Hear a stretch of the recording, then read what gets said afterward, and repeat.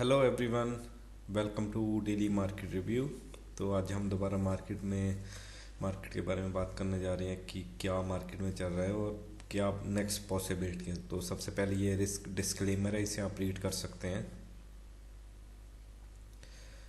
तो इसके बाद हम स्टार्ट करते हैं यूरो यूएसडी से।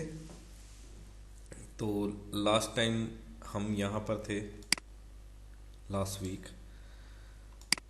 तो यहाँ से मैंने शॉर्ट की ट्रेड ली थी 2 आवर। उसके बाद हमने मार्केट रिव्यू किया था, तो मैंने आपको बताया था कि अगर पुल बैक डायरेक्शन में कोई मुझे ट्रेड अपॉर्चुनिटी मिली तो मैं ट्रेड करूँगा। तो ये मुझे पुल बैक डायरेक्शन में ये ट्रेड अपॉर्चुनिटी मिली। ब्रेकर पैटर्न का मतलब ये ये वाला पैटर्न, ये स्टॉप लॉस हिट हुआ, मार्केट ने स्ट्रक्चर का ब्रेकआउट किया रिटेस्ट पर, उसके बाद एंट्री। तो ये मैंने एंट्री ली थी। तो इसमें हमें 2 आवर में मैंने क्लोज कर दी थी, इक्विलिब्रियम लेवल तक प्राइस गया था। उसके बाद H1 में क्या हुआ है H1 में चार था, प्राइस इक्विलिब्रियम तक गया। उसके बाद कलर चेंज कैंडल को हम ट्रिगर बार कहते हैं। तो H1 में मुझे ट्रिगर बार मिली इक्विलिब्रियम लेवल पर। तो अकॉर्डिंग टू प्लान यहाँ से मैंने शॉर्ट किया था, पर उसका स्टॉप लॉस हो गया। तो ओवरऑल अगर बात करें तो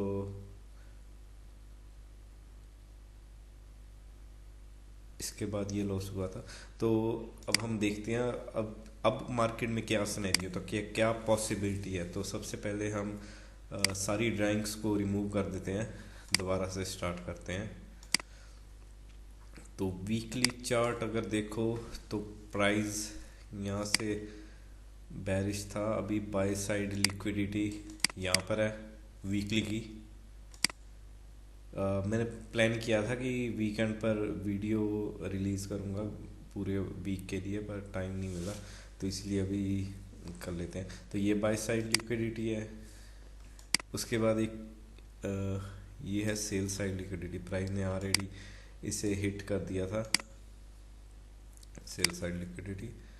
उसके बाद लॉन्ग टर्म जो सेल साइड लिक्विडिटी है वो है यहाँ पर।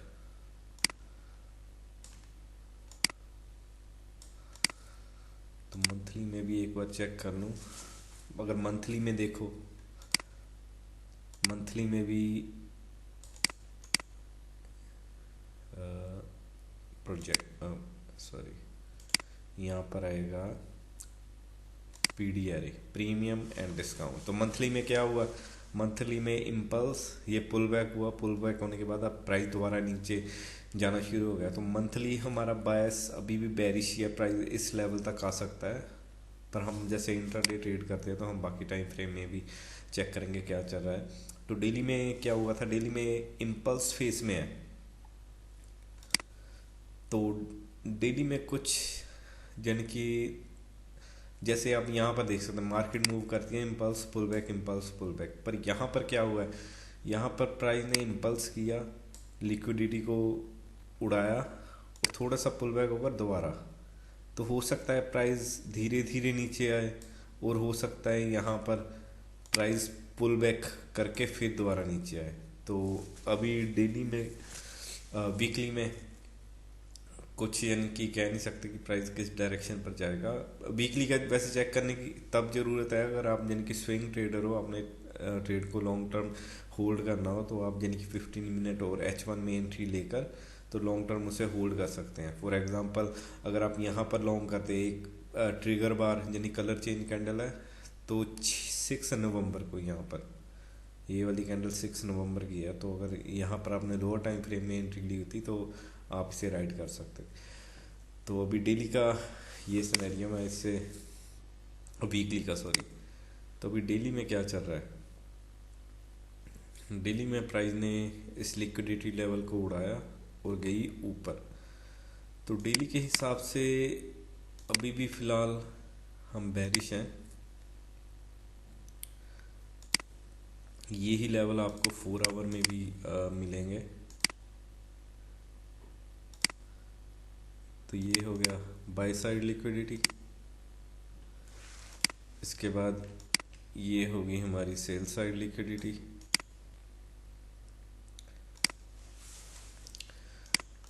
तो भी प्राइस पुल बैक फेस में है। तो जिस तरह की ये पुल बैक वाली कैंडल है, काफ़ी एग्रेसिव कैंडल है, तो हो सकता है प्राइस ऊपर जाए। पर अगर हमें शॉर्ट करना है यहाँ पर, तो हम क्या करेंगे, डेली में हम ट्रिगर बार की वेट करेंगे, उसके बाद इनकी शॉर्ट की अपॉर्चुनिटी ढूंढेंगे। और ये H4 में हमें कोई अच्छी अपॉर्चुनिटी मिली ट्रिगर बार, तो हम वहाँ पर भी शॉर्ट कर सकते हैं। अगर आप H4 का चार्ट देखो, तो H4 के चार्ट प्राइस ने एकदम इम्पल्स किया, उसके बाद पुल बैक किया है। पुल बैक भी एग्रेसिव तरीके के साथ प्राइस ने किया है। यहाँ से देख लो, 2 कैंडल में ये प्राइस ने इतना एरिया कवर कर लिया। तो हो सकता है प्राइस यहाँ से यहाँ आए, फिर कंटिन्यू करे, या यहाँ से ऊपर जाकर ऐसे करे। तो यहाँ पर ट्रिगर बार की वेट करूँगा और लॉन्ग की अपॉर्चुनिटी ढूंढूंगा मैं। अगर शॉर्ट जाना है तो यहाँ पर प्राइस ने स्टॉप रन करके बाय साइड लिक्विडिटी का यहाँ पर मुझे ट्रिगर बार मिली, तो भी मैं यानी यहाँ से शॉर्ट की अपॉर्चुनिटी ढूंढ सकता हूँ H1 या लोअर टाइम फ्रेम में। तो इसके बाद हम आ जाते हैं नेक्स्ट पेयर में। नेक्स्ट पेयर है GBP USD। शुरू कर लेते हैं वीकली से। तो प्राइस यहाँ तक आया और इसके बाद प्राइस ने ऊपर जाना शुरू कर दिया। इसे हम डिलीट कर देते हैं, पुरानी ड्राइंग को। पहले देख लेते हैं हुआ क्या था, उसके बाद प्लान करते हैं कि क्या हो सकता है ना। तो GBP USD ने प्राइस नीचे आया, उसके बाद पुल बैक करना शुरू किया। अगर हम इसे H4, H1 और M15 यहाँ पर, तो यहाँ पर तो आप देख सकते हैं प्राइस ने क्लियरली शॉर्ट की कोई अपॉर्चुनिटी नहीं दी। जैसे यूरो में शॉर्ट अपॉर्चुनिटी मिली थी तो मैंने शॉर्ट किया था। अगर यहाँ पर आप चेक करो इक्विलिब्रियम लेवल पर जो H1 का है, तो यहाँ पर 15 मिनट में कोई भी शॉर्ट की अपॉर्चुनिटी नहीं थी। तो इस पेयर से फ़िलहाल मैं दूर था। तो प्राइस अभी ऊपर जा रहा है, तो हम एनालाइज कर लेते हैं कि क्या हो सकता है। सबसे पहले एक मिनट, इसे मैं चेंज कर दूंगा ना चार्ट में। ये वीकली चार्ट, इसे हम एक्सटेंड कर लेते हैं। ओके,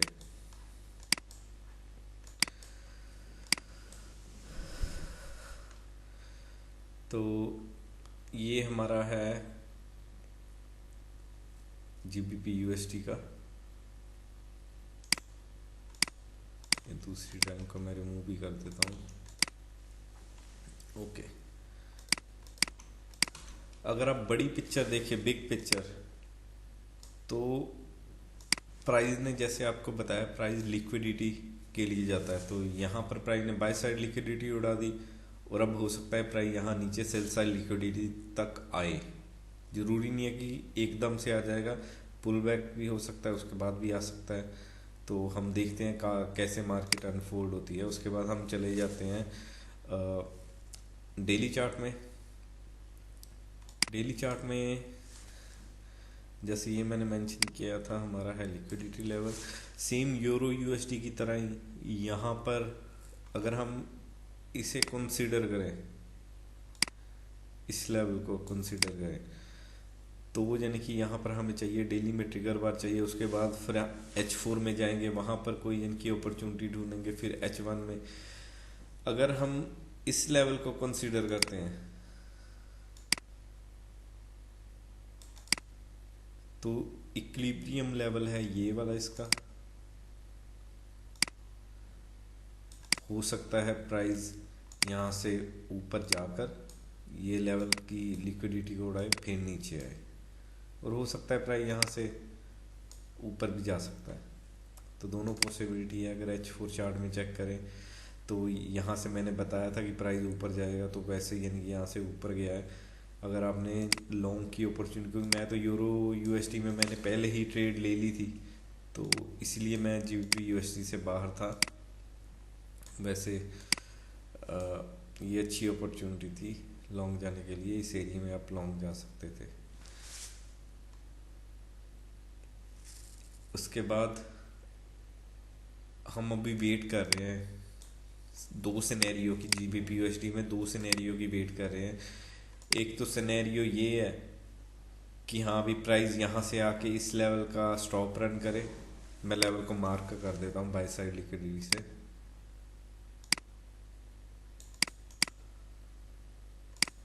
बाई स्टॉप, तो यहाँ पर आके इसका स्टॉप रन करके फिर नीचे आए, और या प्राइस इस लेवल को ब्रेक करके रीटेस्ट करे और सीधा ऊपर जाए। तो देखते हैं कैसे मार्केट है। फिलहाल मैं आज के लिए इस पेयर से दूर हूँ, क्योंकि पहले पहले ही मार्केट अगर H1 में देख लेते हैं, H1 में अगर ये चीज़ यहाँ पर होती ओपनिंग टाइम के बाद, तो हो सकता था मैं इंटर करता। मेरी कोशिश होती है कि H1 चार्ट में ना मुझे ट्रिगर बार यानी बिगिनिंग ऑफ द मूव मिल जाए। जैसे कोई भी जिनकी बिगन वाली ट्रिगर बार हो, ये वाली ट्रिगर बार हुई, ये हुई, ये हुई, उसके बाद अगर ट्रिगर बार में आप जिनकी एंटर हो जाते हो, तो आपको जिनकी काफ़ी अच्छी मूव मिल जाती है। जैसे ये है, यहाँ पर आप एंटर होते तो आपको यहाँ तक काफ़ी अच्छी मूव मिल जानी थी। तो इसके बाद नेक्स्ट पेयर देखते हैं। नेक्स्ट पेयर में क्या चल रहा है आगे। नेक्स्ट पेयर है यूएसटी कैड। तो जैसे मैं हम बात कर ही रहे थे कि इस पेयर से दूर है, क्यों दूर है, कोई ये एक तरह की रेंज चल रही है। तो प्राइस ने यहाँ किया, यहाँ से रिजेक्शन हुई, तो अभी भी कुछ यानी कि इतना क्लियर नहीं है। H1 चार्ट में अभी देखो क्या मैस है इसमें।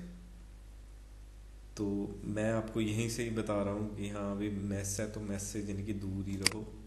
तो फिलहाल हम इस पेयर से अभी दूर है। तो नेक्स्ट पेयर चेक कर लेते हैं, यूएसडी जेपीवाई।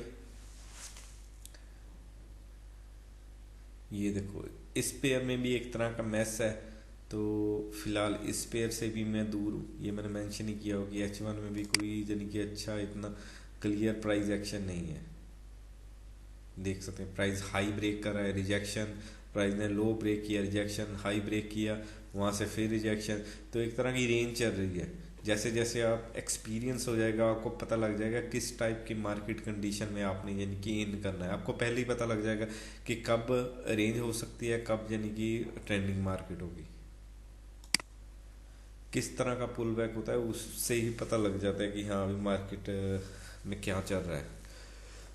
तो इसके बाद नेक्स्ट पेयर हम बात कर लेते हैं यूरो जेपीवाई की।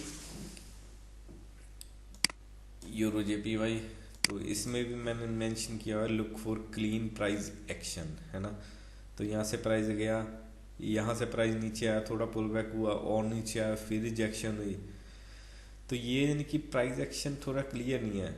करने को मैं यहाँ पर ट्रेड कर सकता था पुल बैक डायरेक्शन में, है ना, पर ये जो ईएमए है ना, ये फ्लैट है एक तरह की। तो ये हमें इंडिकेशन दे रही है कि हाँ अभी एक तरह की रेंजी प्राइस एक्शन है। तो हो सकता है जिनकी रेंजी प्राइस एक्शन हो।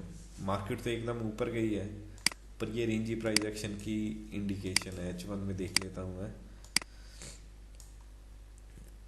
ओके, ये H1 चार्ट है। H1 चार्ट में भी कोई क्लीन अपॉर्चुनिटी नहीं है। ये अगर ट्रिगर बार की वेट करो H1 में, है ना, तो यहाँ पर आपको इनफ रूम नहीं है ट्रेड लेने के लिए। तो फिलहाल इससे इससे भी हम दूर है, क्योंकि हम चाहते हैं H1 जो चार्ट है ना, H1 चार्ट, उसमें हम कहाँ इन करें। एक मिनट, ये जो H1 चार्ट H1 का चार्ट है, price impulse pull back, impulse pull back, impulse. तो हमारी कोशिश यही रहती है कि H1 में जैसे ट्रिगर बार हो, कलर चेंज बार हो, उसके बाद हम लोअर टाइम फ्रेम में एंट्री देखकर यहाँ तक एग्जिट कर लें। यहाँ से एंट्री, यहाँ पर एग्जिट, इंटरनल टू एक्सटर्नल। पर यहाँ पर क्या हुआ, प्राइस नीचे आया, लेने को अग्रेसिव एंट्री आप यहाँ भी ले सकते थे। अगर आप यानी कि हाई प्रोबेबिलिटी ट्रेड की वेट करो, ट्रिगर बार की वेट की, तो इतना यानी कि यहाँ पर रूम नहीं है ट्रेड लेने के लिए। तो इसीलिए यानी कि इसमें कोई ट्रेड नहीं ली। तो अभी देखते हैं, क्योंकि प्राइस काफ़ी एक्सटेंड हो चुका है, किसी न किसी तरह का पुल बैक मुझे मिले। H1 में ज़्यादातर यूज़ करता हूँ मोमेंटम के लिए कि हाँ मार्केट की डायरेक्शन क्या है, रेंजिंग है, ट्रेंडिंग है या क्या है। और H1 में यानी कि मैं लेता हूँ अपना यानी कि जो एग्जैक्ट मेरे एंट्री पॉइंट होते हैं, और M15 में मैं एंटर करता हूँ यूरो JPY। उसके बाद हम बात कर लेते हैं GBP JPY।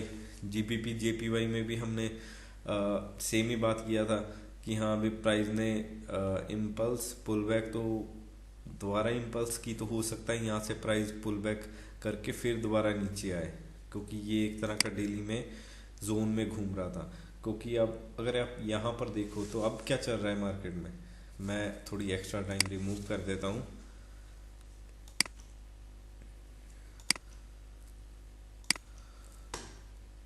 अगर हम डेली चार्ट की बात करें,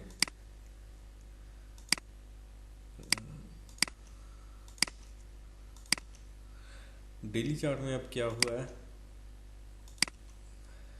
प्राइस नीचे गया, नीचे से ऊपर आया, एक तरह का जोन में था, तो यहाँ पर दोबारा आया और हमें एक्सपेक्टेशन की कि प्राइस यहाँ पर नीचे तक आएगा, तो हुआ कि यहाँ पर दोबारा ट्रिगर बार बन गई। अब पॉसिबिलिटी ये है कि प्राइस इस लेवल तक आए, इस ये हमारा फिलहाल के लिए ड्रा ऑफ लिक्विडिटी है, प्राइस इस लेवल तक आए और जन की फिर नीचे, हो सकता है यहाँ से प्राइस नीचे आए, हो सकता है यहाँ से करके प्राइस सीधा ऊपर चले जाए। देखते हैं कैसे मार्केट अनफोल्ड होती है। इसे मैं रिमूव कर देता हूँ।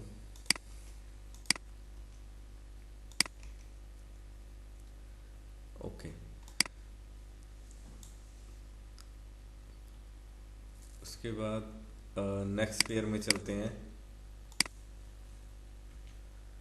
Euro AUD। Okay, euro AUD, इसमें भी जैसे मैंने मेंशन किया है, look for clean price action. Price action clean, क्या प्राइस एक्शन मतलब ये इम्पल्स तो आ गई, पर पुल बैक कैसे हो रहा है, ये हो रहा है। हमें क्या चाहिए, क्लीन प्राइस एक्शन, इम्पल्स हुई, सीधा पुल बैक हुआ, उसके बाद कंटिन्यूएशन। तो अभी पर इसमें क्या हुआ है वो बात कर लेते हैं। ओके, ये तो हमारी लिक्विडिटी लेवल सेम ही है। यहाँ पर क्या हुआ है, यहाँ पर ये किया है प्राइस ने, ये एक तरह की सपोर्ट बन रही है। और अगर हम इस लेवल को चेक करें, इस लेवल को, तो ये एक तरह की रेजिस्टेंस बन रही है।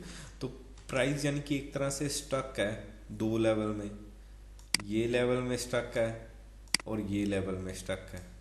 तो कोई क्लीन नहीं है कि हाँ अभी प्राइस कहाँ पर जाएगा। तो इस पेयर से भी दूर है, क्योंकि इसमें प्राइस ऊपर भी जा सकता है, नीचे भी, अनडिसाइसिव है, यानी कि वेरी लो प्रोबेबिलिटी जिसे कह देते हैं। हो सकता है प्राइस यहाँ से बाउंस करके ऊपर जाए, और ये लेवल है, प्राइस यहाँ से टच पहले कर दिए, यहाँ से नीचे आए, तो ये दो लेवल के बीच में स्टक है। तो इससे फिलहाल हम दूर रहेंगे, देखते हैं कैसे मार्केट को अनफोल्ड करती है। क्लीन यानी कि प्राइस एक्शन का वेट करेंगे हम। इसके बाद ये हमने मेंशन किया था, ये भी हमारा ड्रॉ ऑफ लिक्विडिटी है। इसमें अब चेक कर लेते हैं क्या हुआ है। प्राइस ने इम्पल्स किया, ये वाला इम्पल्स किया, इम्पल्स करके पुल बैक थोड़ा सा हुआ, उसका स्टॉप रन कर दिया और इस लेवल को ब्रेक कर दिया। यहाँ पर क्लीन आपको बताता हूँ, ये प्राइस ने किया है और अभी इस लेवल पर है। अगर आप यानी कि इतने प्राइस एक्शन, छोटे से प्राइस एक्शन में आप फोकस करो तो लॉन्ग बन रहा है। अगर आप बड़े यानी कि प्राइस एक्शन की वेट करो, ये अगर देखो सपोर्ट बिकम रेजिस्टेंस, ये लेवल, तो ये इंडिकेट कर रहा है शॉर्ट। तो यहाँ पर भी प्राइस दो लेवल के बीच में स्टक है, तो हम यानी कि इसमें पार्टिसिपेट नहीं करेंगे, क्लीन प्राइस एक्शन का वेट करेंगे।